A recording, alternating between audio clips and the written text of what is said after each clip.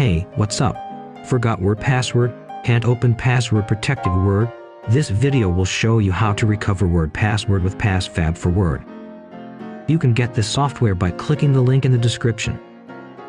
Run PassFab for Word. Click Recover Word Open Password. Click Add.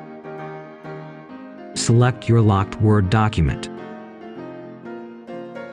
Choose one attack method.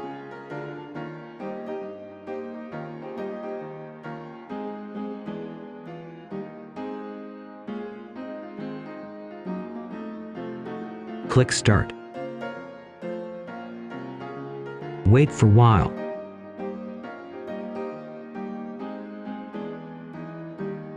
Now, you can see your password. Click Copy to open your document.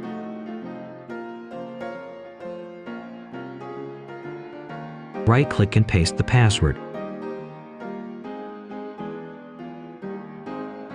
Okay, word password has been successfully recovered.